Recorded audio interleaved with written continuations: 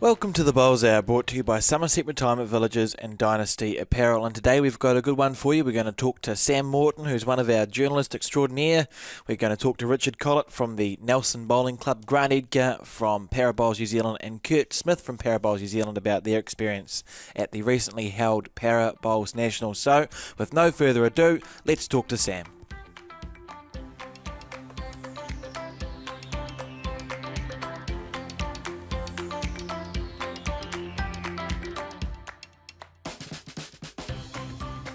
Welcome back to the Bowls Hour, brought to you by Somerset Retirement Villages and Dynasty Apparel. And now I've got Sam Morton on the line for us today. How are you feeling, Sam? I'm good, thanks, Alex. How are you today? Yeah, not too bad. I can't complain, so no one would listen anyway. This is the problem. It is the problem. So I thought what we'd do would start off, Sam. I mean, people will know you if they know you or not, because you've written a number of stories for Bowls over the years. But I thought we'd get an introduction to you first. So, what's your first recollection? What's your first memory of Bowls? Yeah, sure, Alex. So I'd say we probably have to go back about 16 or 17 years ago now, and that was actually me immigrating from the UK out to a little town called Timaru, and more specifically Pleasant Point in South Canterbury. And I found myself going to Timaru Boys High School at the time, which was heavily related around this sport, as most boys' schools are in this country. And basically they said, right, you've got to play 2 summer sports. And there was a list of different options, and I was like, well, I can't play cricket. I certainly can't play volleyball, so let's have a crack at this lawn bowl, see what that's all about. Fair enough. And, yeah, sure enough, went down to the local bowling club and managed to get some time off school, which was always a bonus at the time. And, yeah, thankfully sort of was able to put one down reasonably close, and the rest is history, really. I just carried on playing ever since. Yeah. Brilliant. That's good. And did you think, so were you sort of hooked right from the beginning with Bowls, Sam, or was it more like an excuse to sort of get some time off school and do something? Yeah, well, initially it was just that. It was just an excuse, but I just really enjoyed the competitiveness. Like, you know, it looks so simple to the outsider. It's just this wee ball. You've got to get close to a white ball at the other end, and you think to yourself, oh, how hard can that be? But as we all know, it's quite challenging. As we all know, you certainly get hooked in on the challenge, and no, it's been really good, really, to be fair. And I've just enjoyed the camaraderie right throughout the years, and it's one of those games I guess you can really take to as high as you want to go, or just enjoy for the social front too. Yeah, absolutely. And if you think back over the last sort of 16 years of Bowls, what's your journey been in Bowls? How many clubs and centres have you played at, and can you talk us through some of those, please? Geez, I'm not sure we've got enough time, Alex. Basically, from my perspective, it looks like I've had a lot of clubs and a lot of bowling shirts. But really, that's been sort of governed by my career, really. So for those who don't know, I'm a journalist by trade, and basically from a couple of years after I started playing bowls, I was able to qualify as a journalist, and that career sort of taken me right around the country. So as and when I move to different provinces and I upset enough people with the news stories that I do, a good editor of mine once said, if you're not upsetting enough people, you're not doing your job properly. So sounds reasonable. Bowls New Zealand, similar philosophy, is it? Hey, it's got to be a similar ethos, right? But no, so I was sort of moved around the place, and I started off, as I said to you, at Pleasant Point, a small wee country club, and then moved down to the metropolis of South Otago and joined Kaitanga, the bowling club there, and felt that as I was sort of progressing, I wanted to get a bit more competition, so I went and joined North East Valley, the mighty club that was, and used to commute up there to play. And then my job took me to sunny Blenheim. I joined the Blenheim Bowling Club, and then back closer to home, started moving my way back to Timaru again, and played at the Ashburton Club, took up a job there at the Ashburton Guardian, and then again commuted back through to Temuka, which is actually now my current club. But that wasn't enough, so I went down to Southland and played at Tarangi, and then sure enough, 3 or 4 years later, after I got my business management degree, I came back home and have joined Temuka again. Yeah. Oh, fair enough. Just a few clubs there. Did you find anything, when you think about the different clubs you've played at, were there big differences between them and your experience that you had there? Yeah, I think to be fair, a few of them are big sort of bigger household names, sort of like the Blenheim Bowling Club and North East Valley. But certainly some of the more sort of countryside clubs. You really got a sense of that voluntary experience and spirit, and how everybody really sort of clubs together to keep their club going. I think that was pretty good and special to be a part of, but always managed to, sort of have good people around me and been able to enjoy some competitive years of bowls. Yeah. Oh, absolutely. And if you had to look back, it's on a similar note, I suppose, but if you look over your career and the events you've played at, do you have like a favourite surface or a favourite green that you've played bowls on? Yeah, I do actually. I think I might have alluded to it in one of your previous bowls hours, just from a public commentary perspective, but certainly Kaitangata always sticks to mind. It's just such a beautiful surface in the middle of basically nowhere. And you wonder how it can be so good. But, no, it's just a really nice, true surface with good speed, so you can't complain. Yeah, absolutely. It's always a positive, although sometimes it's an issue. there's no reason your bowl's not going near the jack. That's right. Cool. So, again, on that sort of favourites line, what sort of bowling memories sort of stick out for you when you look back over your career that you're quite proud of or like to think about? Yeah, absolutely. So, I mean, when I first started out playing, I was just sort of out there, as I said to you, just to sort of gain a bit of experience in the game and just enjoy it. And then as sort of years rolled on, I just got a bit more competitive and was lucky enough to be able to snag the under-20 Kitty Hawk title when it was back in the day. I think that might have been 2009. And from there, that sort of really spurred me on to sort of achieve, to try and give it a bit more of a nudge and sort of almost dedicate myself to the game, and I did. And I think over the years I've enjoyed some good successes around the place, more sort of a provincial level, but certainly a season that would stick out to me would have been a couple of years ago when I was able to sort of sneak in 5 titles South Canterbury, and that was a record, we believe, for that centre. So it was quite special to be able to do that with my club mates, especially being a reasonably small and sort of humble club in Temuka. But to take 5 titles in one season was very memorable, yeah. Absolutely, that's incredible. It's incredible how that sort of works. As that season sort of went on, so you won the first title and second and third, was it in the back of your mind that you might make history if you got your 4th and 5th title? It was certainly talked about. I was like, you're having a pretty good season here. I think the most that's ever been won is 4 in a row. And I was like, okay. And it just sort of happened that I just was able to just keep the momentum going, really. And it's hard to sort of look back on what it was, but it was just everything was clicking at the time. And I think I was sort of immersed in the game, really, in many respects, Alex, because I was chairman of the match committee, I was senior men's selector, and I was a board member for the South Canterbury Centre, as well as actually playing. And it almost felt like you just lived and breathed the game, and it just felt more natural as you were getting out there and doing your best on the green, yeah. That's cool. That's interesting. So I suppose sort of on that note as well, you've mentioned that you're a journalist by trade and you've written a lot of different bowl stories. What's the history of your bowl stories, journalism mix sort of thing? And do you enjoy, you write our event write-ups. What's that sort of process like for you to go through? Yeah, absolutely. So I've really enjoyed writing. It's always a trade and craft that I sort of look back on and, really feel privileged to be able to do, and certainly have had the fortune to be able to tell some fantastic stories around the place and sharing successes right from high performance level to blackjacks right down to grassroots and in between. So it's been really, really sort of good to be able to share those experiences and really raise that exposure from a publicity perspective. But it first started for me when I go back to journalism school, really, in 2008. As I said, I was in that sort of circles where I was starting to play some reasonable bowls and was sort of being looked at as someone that could potentially be okay in the game. But they found out that I was a journalist and was training to be a journalist. And Bowls New Zealand approached me directly and said, would you be interested in doing any coverage of the world champion singles? And I thought, okay, that's a pretty cool experience. So I basically did that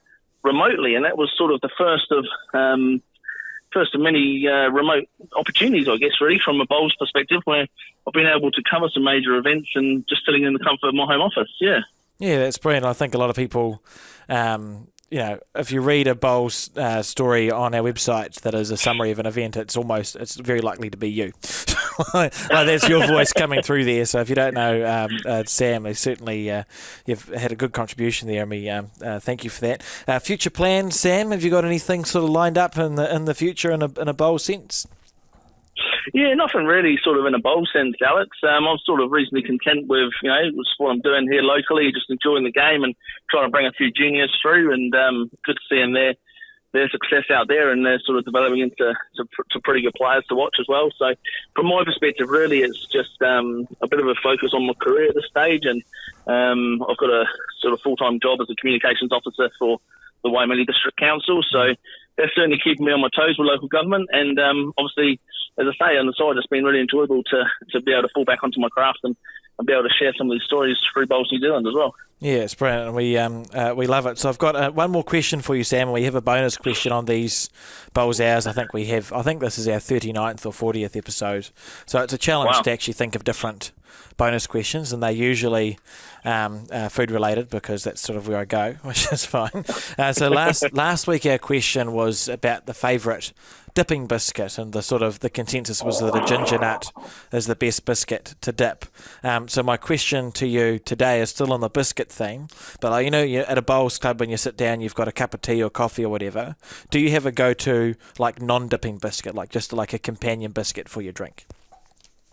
Oh, I think, to be honest, anything that looks chocolatey, I'd probably go for. To be fair, I'm not a great fan of the plain or bland ones, but anything that's got sort of remote traces of chocolate, you sort of try and grab it for anyone else. And it's the old story in bowling clubs. They always seem to look after you pretty well, especially when you head out into the country clubs. But there's always a biscuit on standby, I'd say, Alex. Yeah. Yeah, good. I agree with you. I agree with the chocolate call, but sometimes you're right. You can you miss the boat, and there's just those sort of like the red sugary ones. I don't usually go for those. I'll wait till they put out a new packet. Thank you very much, Sam. It was good having a chat to you, and we look forward to seeing, hearing your voice, I suppose, through the medium of your stories for a long time going forward on Bowls. Up now is Richard Collett here on the Bowls Hour.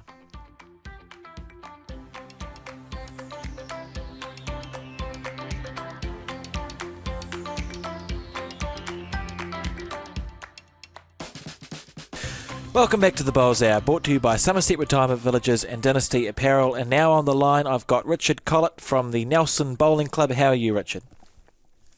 I'm very well, Alex. Thank you for having me here. No, thank you for coming on to the show. You've had a busy few weeks, I believe, so I'm pleased that you're able to make some time for us, and thank you for that. And I thought before we get kicked into gear properly, I just thought for those who might not know you, maybe we could go right back to your first recollection or your first memory of lawn bowls. When did you come across the game? Sure. It is going back quite a while now. I first started playing, I think it's just over 25 years now, probably. It was basically, I started playing at the little rural town of Clevedon out in South Auckland.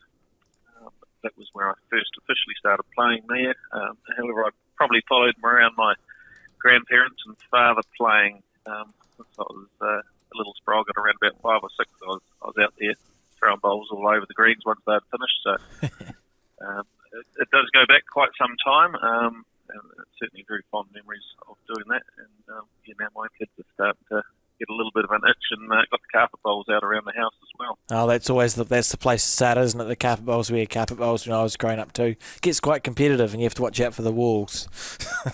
They do rattle around a fair bit, yes. Absolutely. So was it always something that you thought you'd take up properly, Richard, then, with your father and grandfather playing? Yeah, it always had that look about it. I was always the smallest in my classes right through school, so contact sports never really were my thing.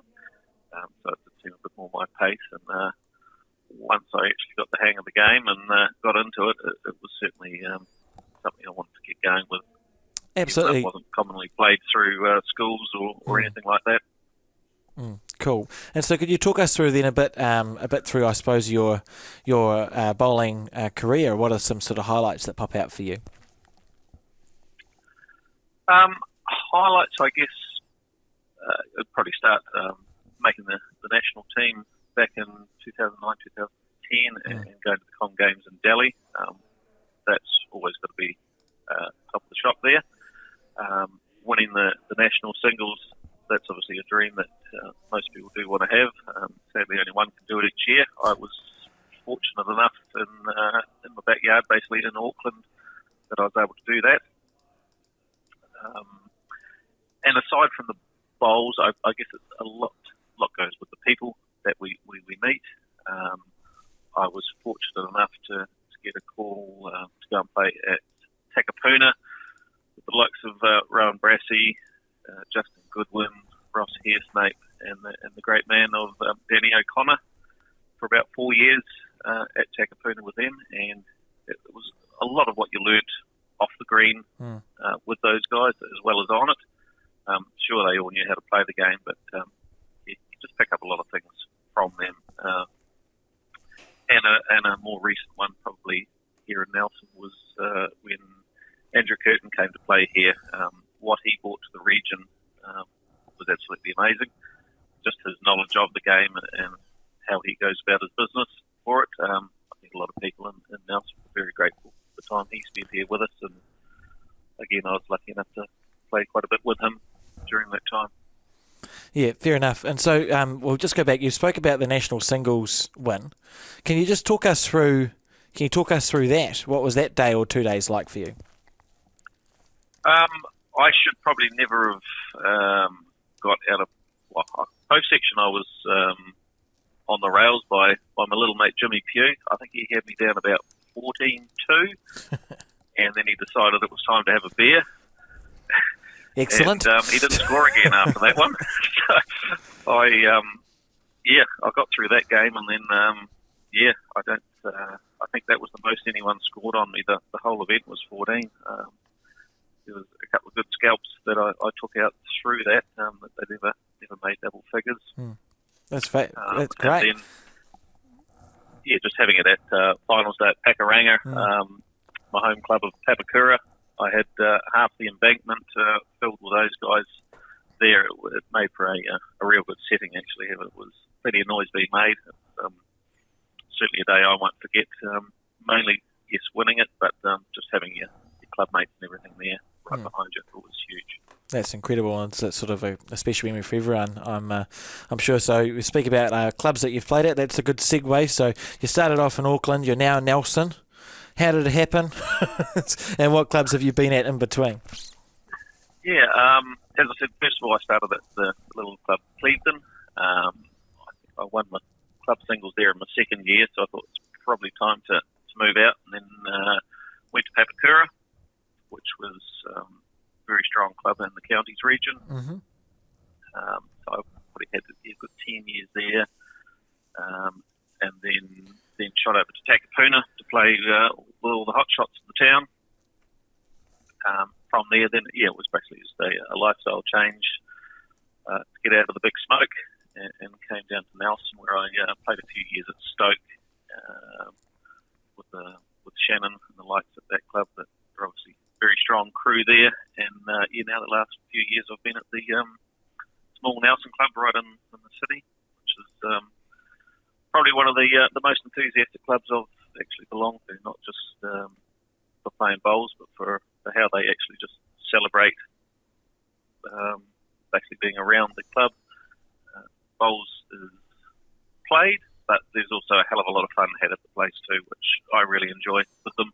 Yeah, absolutely, and we'll get to that very shortly. I'll just quickly ask before we talk about the Nelson Fours and sort of how that all came about your favourite green that you've played on. If you think back over and I know it's a hard question because you've had 20 years of bowls and there's lots of good greens, but is it like a favourite, the nicest green you've played on in your time?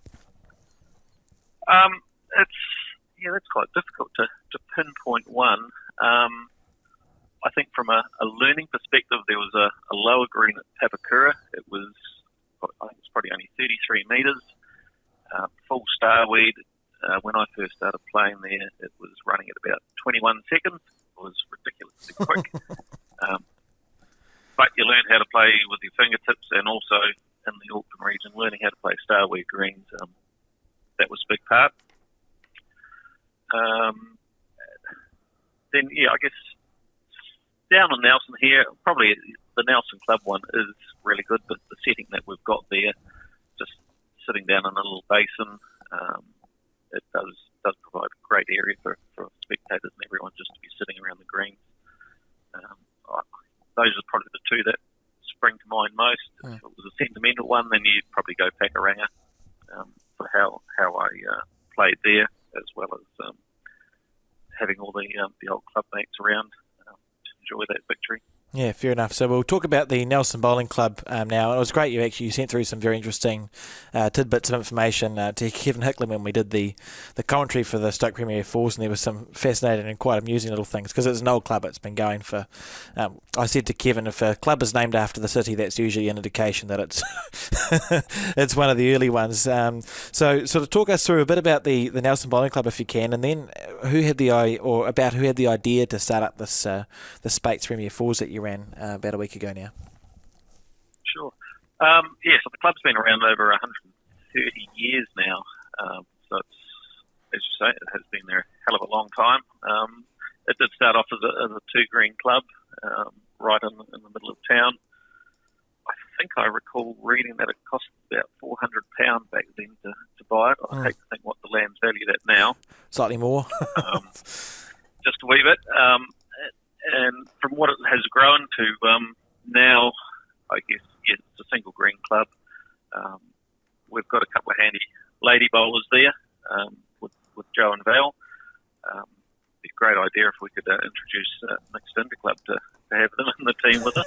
That'll help a long way. And as I mentioned before, the support that club bring, it's huge in the Nelson area. Whenever there's a team playing, they are out there in full support, home or away. They love the game, which it's a great thing for the region as well to see that support going around there. You're not just playing on empty greens anywhere. And to lead on to the Nelson Fours, the support that they've given us in running the tournament, from right through from the catering and making sure everyone's hydrated. These guys give up a lot of their personal time to help further the game, not in just Nelson, but really to all the players that come from all around the country. Volunteers would be gone without them. I think so what's hats off to those guys. They do it real well. Yeah, when you came to them, or whoever came to Nelson Bowling Club with the idea of the Spates Premier Fours, was it a hard sell, or were they sort of right on board from the beginning? No, they got right in behind it. They could see what we were trying to achieve. So it originally came from John Caldwell, who's been in the Nelson region for quite some time and been heavily involved in bowls throughout his life, really, from when he was down in Christchurch. He was the manager of the Canterbury rep team for quite some time. And when they had their long run of successes in the men's intercentre. And it was his way to try and just put something back into the game that he's had so much enjoyment out of. His family have kindly put forward a considerable amount of funding towards it each year, which obviously helps us with our significant prize money that we're able to put up for the winners. When he first brought it up probably 5 years ago, the club jumped on board and it's gone really, really well so far. Yeah, it's incredible. I suppose we had that little pandemic, which wasn't ideal. But apart from that, what sort of response have you had from the players and the people involved in the Premier Fours event? All the feedback that we get is brilliant. We only want to keep it at a single green tournament to have 16 of the best fours teams that we can get.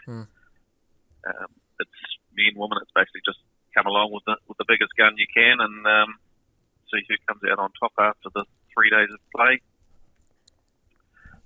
It is at times, it is difficult to try and find a slot to put the tournament in that works for everyone because obviously there's national events on quite a bit. Now we've just tried to tie it in together with the Stoke Peers and the men's and women's peers events that they run, which it seemingly went really well this year.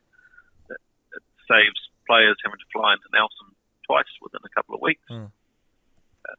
I've already spoken with Brendan on what we can start looking forward to do next year with it as well. Oh, brilliant. To, promote the region as well as make it a real big event for men and women to come to Nelson and enjoy, hopefully, the sunshine and some quality bowls. Oh, you're the sunshine capital of New Zealand, they reckon, so I'm sure always plenty of sunshine there. And it's an incredible week when you think about it, those three events with tens and tens of thousands of dollars worth of prize money. It'd be sort of the richest few events that you could play in a short span of time in this country, I would say. So this year, Richard, can you talk us through who won the event for those who haven't seen it on the live streaming, which I'll just quickly say they can see after you've listened to this podcast. If you haven't seen the live stream, it's on our YouTube channel, the Bowls New Zealand YouTube channel, and our website and our Facebook page, and I think the Nelson Facebook page shared it as well. So can you just talk us through who won, and if you haven't seen it, maybe just skip forward a minute or two at this point.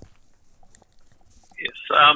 So this year the event was won certainly by the on paper anyway, the strongest team there with 4 players that are in the New Zealand squad, with skipped by Lance Pascoe, and he was followed up with Shannon McElroy, Calvin Scott, and Tony Grant.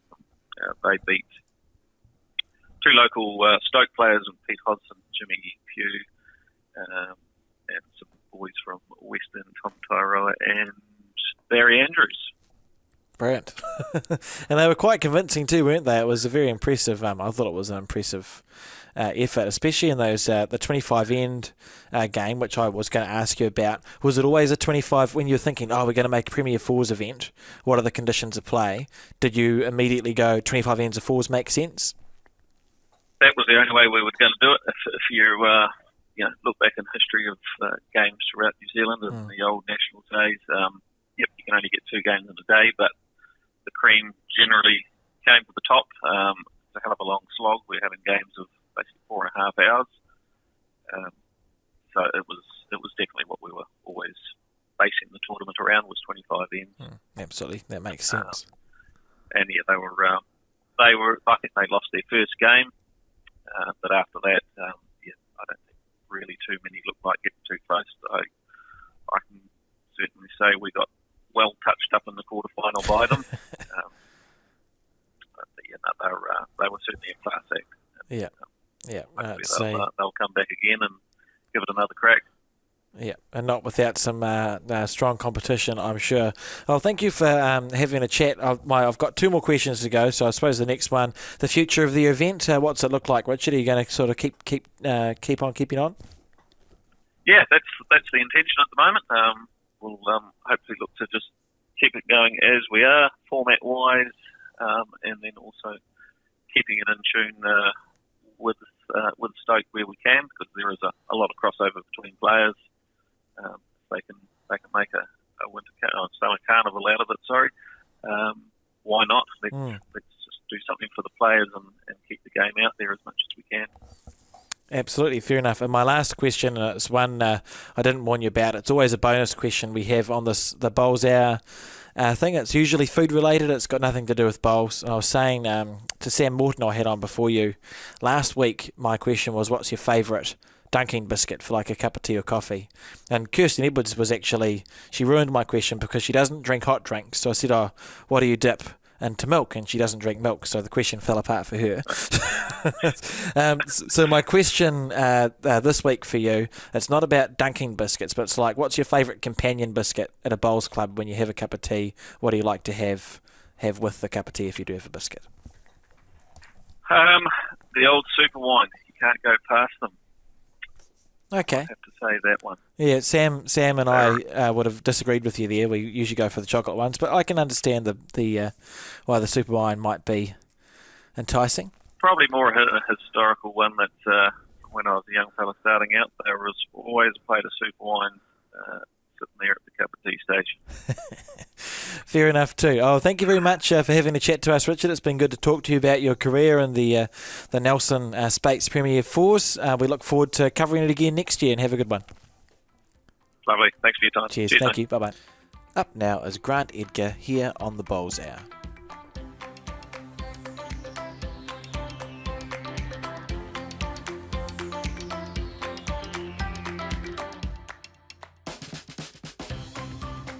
Welcome back to the Bowls Hour, brought to you by Somerset Retirement Villages and Dynasty Apparel. And now I have a man from Para Bowls, New Zealand, Grant Edgar. How are you, Grant?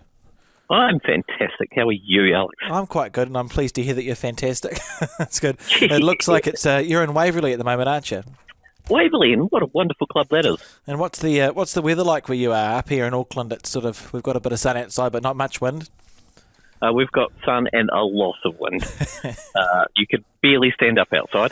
Yeah. I was down in Invercargill over the weekend, and I've experienced the wind that you can get sort of down in that neck of the woods. Yes, I've just been playing the Peers plate final, and yes, I could barely stand up at one end. Fair enough. That's good. Well, before we kick into talking about Para Bowls New Zealand, I'd just quickly like to talk to you about you, Grant. So where do you play your bowls out of? I play out of Matua and Tauranga, which has got 3 synthetic greens, and we're a club of about 150 playing members, and cool. Probably a lot more twilight bowlers. So it's one of the bigger clubs in that area? Yeah, definitely one of the bigger clubs. And what was it that got you into bowls? What was the starting point? Well, I played indoor bowls when I was a young kid, probably started when I was about 8 or 9, and sort of played through to my teenage years, and then sort of life got in the way, and after I'd sort of I'm a primary school teacher, and so I sort of taught for 20 years, and then retired from that, and thought, well, what else shall I do? But bowls seemed to be a great thing to do. Fair enough. So I went along to twilight bowls at Matua. One of my friends was playing, Frank Aldridge and Nicolette Aldridge, and I believe you had them on the Bowls Hour. Yes, that's right. So they got me along to twilight bowls, and I really loved it after that. I sort of found the bug, and away I went. Brilliant. And when you look back, how long ago was that, Grant? This is my 5th year now. 5th year, cool. So in the last 5 years, is there anything that pops out to you as something that you're really sort of proud of having achieved? Well, I've made the quarterfinals of the singles of the disabled singles, which has been pretty amazing. I've picked up my junior singles this year from my club, so I was pretty happy with that.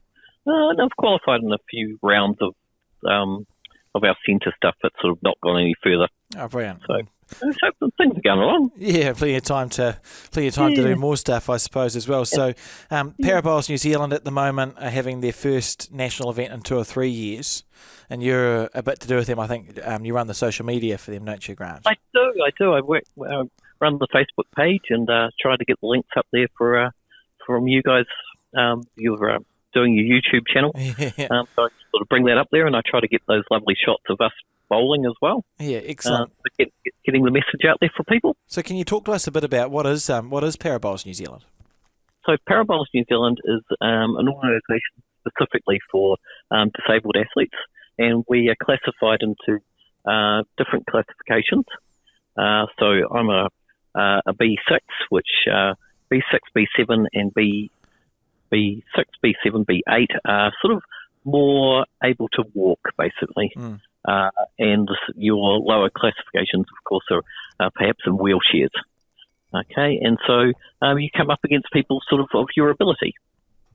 So, you'll be in a B6 or a B6 to 8 category, which you saw at the Commonwealth Games. And with Bruce Wakefield and Graham Scalloon, Pam Walker and Linda Bennett representing us, and so you get a chance to come to the Nationals and play them. That's brilliant. And how does your talk us through how your Nationals works? And you're midway through at the moment of playing your Nationals at the moment. We're on the finals day. So how does your Nationals work for your Para Bowls New Zealand? Our Nationals are a little different to the Bowls New Zealand Nationals in that we run them over a week. On the Monday we play singles. So everybody sort of comes along and we play singles, and we play 4 games. And then you need 3 to qualify, basically, and you're ranked. So you get ranked from there. So the top 8 play off, and then the bottom 8 are in the plate. And then on the Tuesday you play pairs, and the pairs are randomly drawn. So instead of coming along and having your own partner, you come along and you're drawn with somebody to play in there. again, you play 3 games that are timed over 15 ends. We did that yesterday. And then from there they find the top 4, and the top 4 play in a gold medal match and a bronze match. And then Wednesday you have the finals, which is for singles and pairs, and so you find the medalists.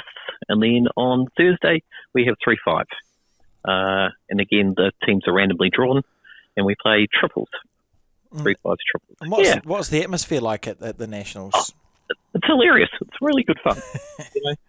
I mean, because three or four bowls will go.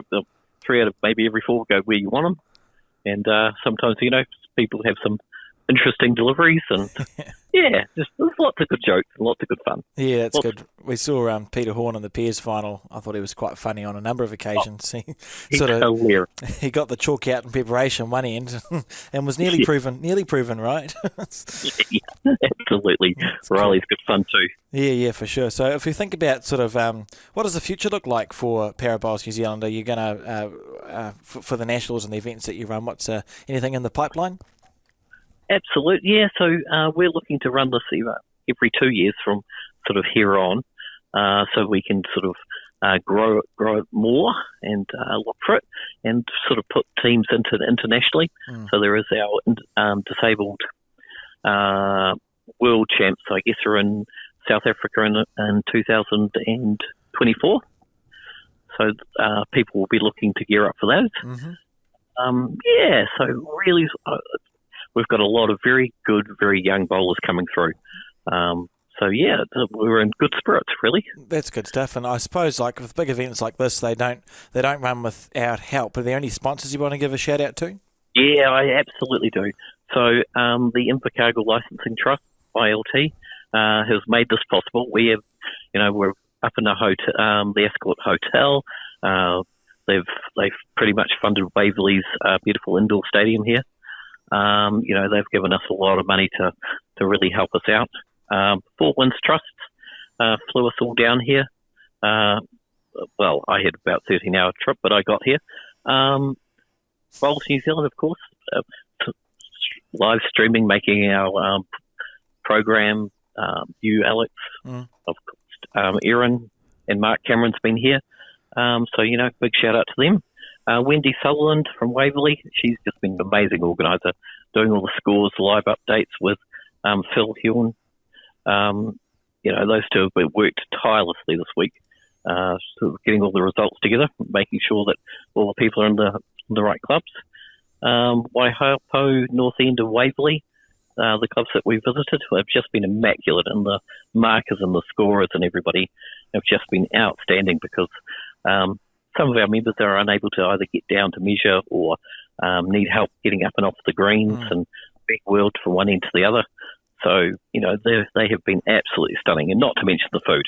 You can't go past It's always the food. good, particularly down south. Are you a fan of, do you like cheese rolls, Grant? Have you had any cheese rolls down there? Cheese rolls. Yeah. We've had a lot of cheese rolls and a lot of mouse traps. They've been absolutely stunning. One of the better things about the South Islanders, the cheese roll, I reckon. Without trying to offend too many South Islanders, I'm sure there's other positives, but the cheese rolls, for me, are top notch. That's good. Well, thanks for having a chat, Grant. I've got one more question for you. It's a bonus question, so it's really nothing to do with bowls. It never is.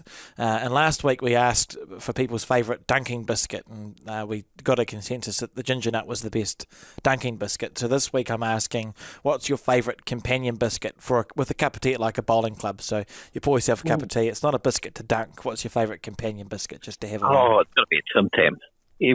All day, every day. Yeah. And you can, bite the end off it and suck up the tea. And is it your classic Tim Tam that you're thinking, as opposed to just the absolute classic one? No, the Heathenists caramel or whatever it is that they have nowadays. Yep. Brilliant. Absolutely. Oh, well, thank you. That's a good response, and thanks for talking to us, Grant, and well done on your successes as well over the weekend. I see you came through on top on the plate, and I look forward to seeing you and your guys around many times to come. Absolutely. Thank you, Alex, for having me. It's been great. Cool. Cheers. Thanks, Grant. Bye-bye. Bye. Up now is Kurt Smith here on the Bowls Hour.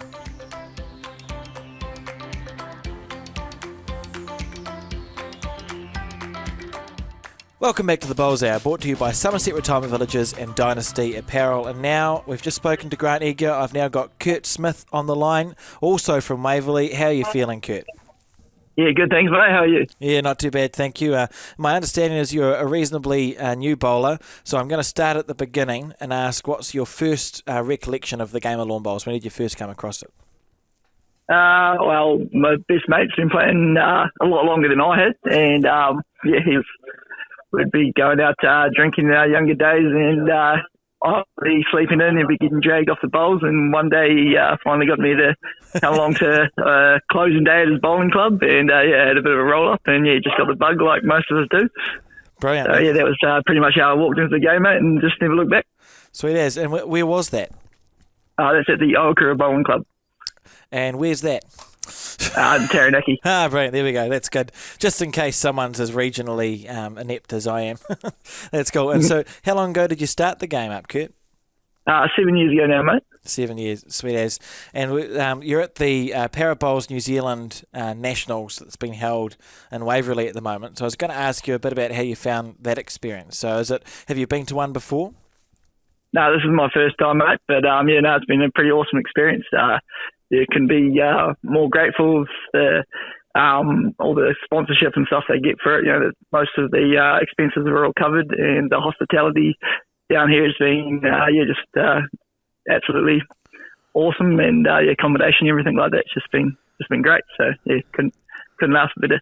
Sweet as. And how did you come to play in the Parabowls New Zealand Nationals? Was it something that you'd always sort of wanted to do, or did someone tap you on the shoulder and say you can play in this? How did that all come about? The VP of New Zealand Bowls, mate, is part of it, Phil, and he's been playing a bit in Taranaki because his son moved there, and got chatting with him, and just pretty much convinced me to give it a go. So here I am giving it a crack. Fair enough. And how's your week gone? Not too bad, mate. I got 3 out of 4 wins in the singles, but unfortunately wasn't enough to qualify. I went through on diff, and I just didn't have enough differential points. So that's how it goes.